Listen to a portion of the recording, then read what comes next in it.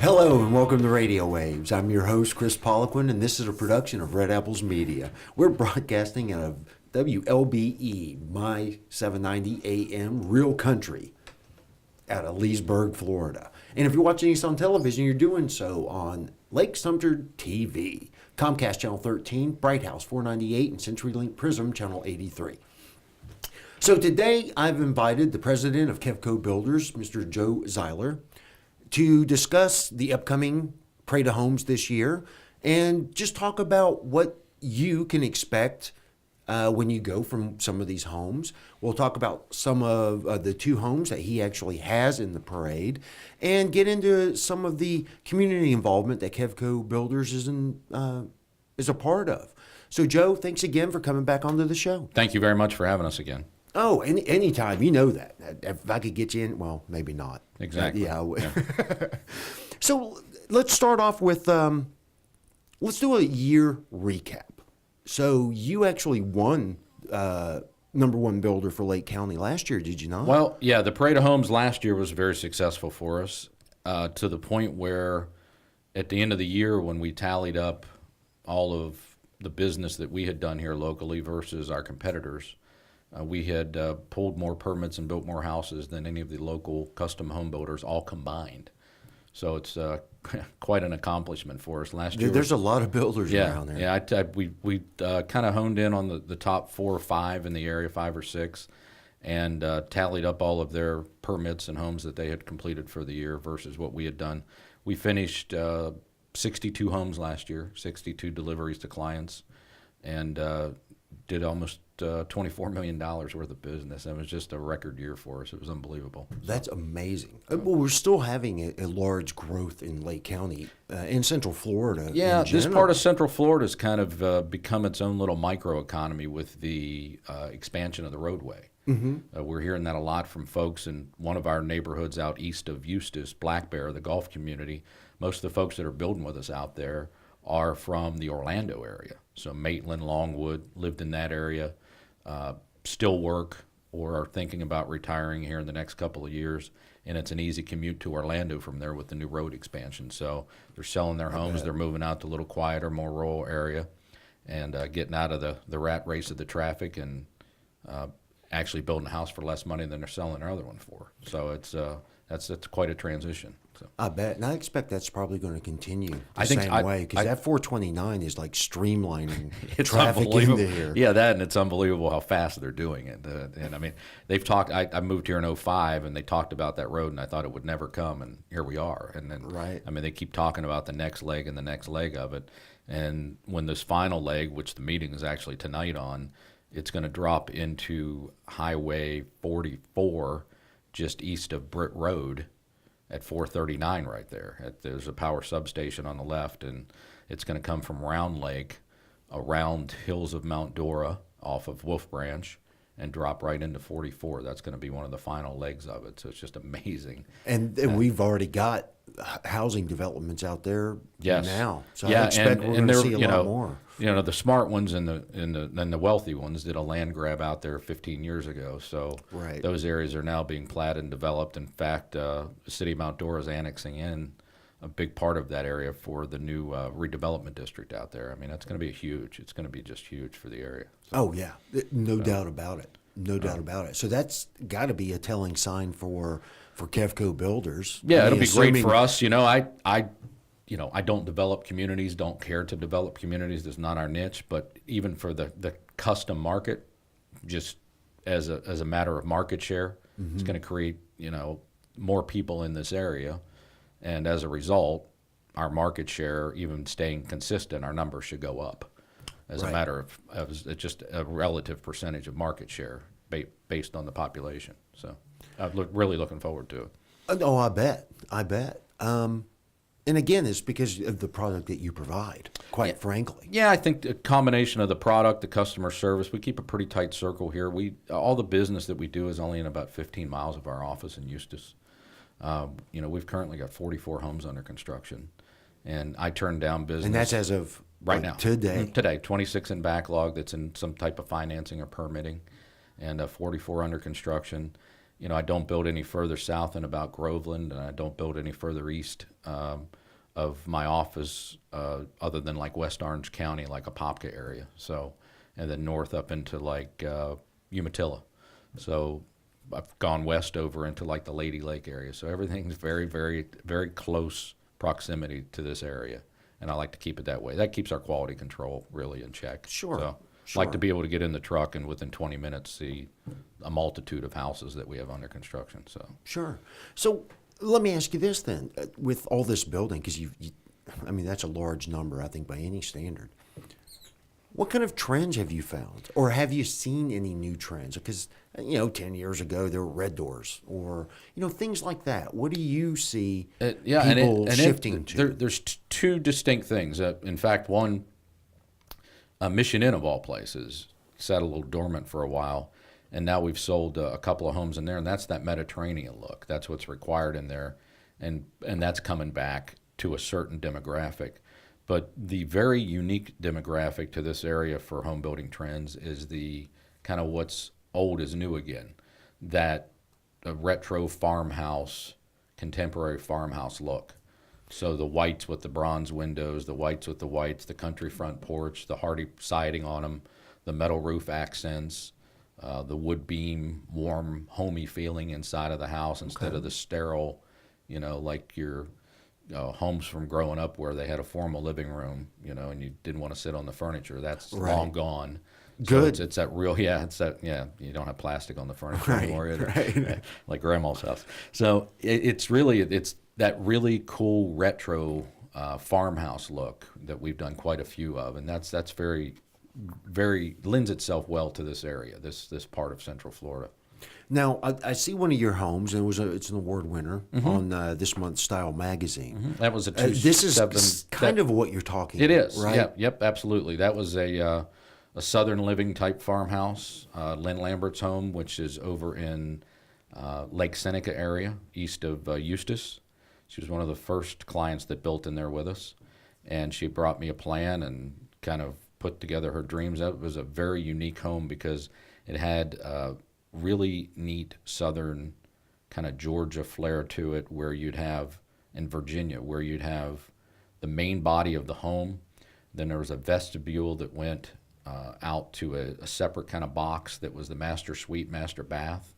And then there was, again, another box off the rear of it that was a guest home that was built for her mother, and it was all part of the floor plan. And then attached, Great for the husband. Yeah. And then attached to that was the garage of the home off of a breezeway. So it's a very unique style home, but in really one of a kind. It was that's a charmer. I mean, that actually won the Parade of Homes in 2017 for its price point in the class, so around $500,000. Wow. Yeah, Wow. very, very, very unique. And it won the Realtor Award that year as well as their favorite.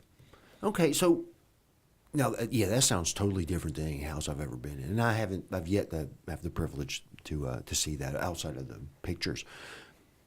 But you were talking about interiors and how for this one a little different. Do you find that there's more man caves coming up versus larger kitchens? Are people going small kitchen, large kitchen, big bedrooms, the big Jack and Jill bathrooms? The big open kitchen design with the large eating island is very, very common versus a separate kitchen or a peninsula type island. So that large, very large lower island, all one level, is very popular. Lots of windows. Okay. That natural light. The master suites, the master bathrooms especially, people are doing away with the tubs, doing very large showers. We've been kind of, our signature starting about 4 years ago was that stacked stone shower. Yes. We have so many clients that do other versions of that in the house. It's a very large shower in most of the bathrooms. The master shower is somewhere between 5 and 7 feet by 12 feet. I mean, it's a very large master shower. It's great. And so people love their large master suite showers.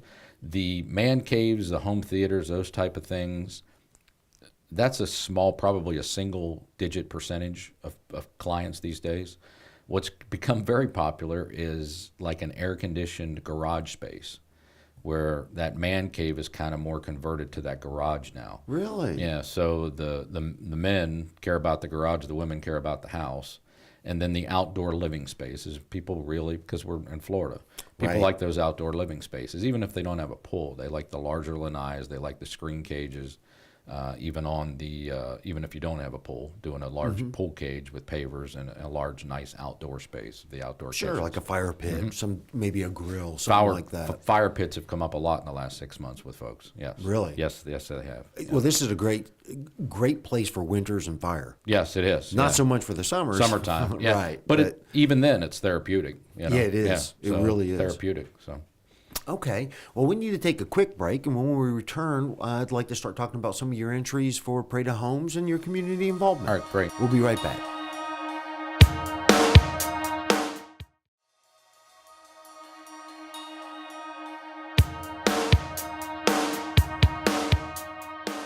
Hello and welcome back to Radio Waves. Again, I'm your host, Kris Poliquin, and this is a production of Red Apples Media.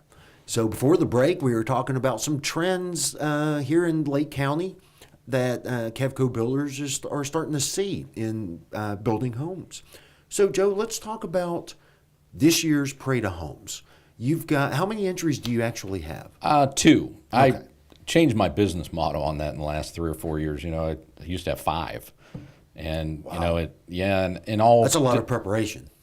Yes, it was extremely labor intensive. It was extremely stressful. And I found that it wasn't any more productive than having a couple of really nice homes in the parade and making an event out of it. So we went to that about 3 years ago, and that's become a proven thing for us. So we have two very nice homes in the parade this year. Okay. Well, where can people find these? One is in Crooked Lake Reserve, which is over in Eustis. It's the Barcelona 3 model. It's a 3-bedroom, 2.5-bath model on a small little private Lake Dicey there, but it's in the Crooked Lake Reserve, so some of the lots are on Crooked Lake. It's a 25-lot community that we took over about a year ago. We put the model home in, and the community sat dormant for years, but the price point of that house is right around $500,000. We have versions of it that we can build on a client's lot for around $350,000. Okay. Then the other entry that we have is in the Black Bear community, which is the golf course community east of town, east of Eustis, and that is the Sterling model. And I also own Pringle Home Building Group, which is a retirement builder, and the Sterling model was their number one selling home over the years. There's literally hundreds of the Sterling model built in Royal Harbor, Lakes of Mount Dora, and the retirement communities here. Really? So that was such a popular plan. I brought it over into my home portfolio at Kevco, and we've started selling a lot of it there as well. It is this one in particular is a 2,800 square foot, has a bonus room. I have 2 of them actually side by side. It's 2,800 square foot with a bonus room. One has a bonus room on the front over the garage. One has one on the back that overlooks the lake on the back of the house. Both of those homes are in the $499 to $520 range, including the land, on a little lakefront lot in Black Bear. That's 2,800 square feet, 4-bedroom, 3-bath, 3-car garage. Great homes, very nice homes. Okay, so I've got to ask, and I know we already touched base on this a little, kind of. This might be relevant, might not be. Why do you think that particular model is so popular and consistently popular? Well, it's the functionality of it. You get folks in front of you and they say, we need at least 3 bedrooms. We want a den. We want the split bedroom design of the master on one side, the other bedrooms on the other. We want a nice, great room with an open kitchen. And it just checks off all of those things. And makes sense. yeah, it's just been a great model, and it hits a great price point because it's the kind of model that you can build on a client's lot at 2,500 square feet in the 325 to 330 range.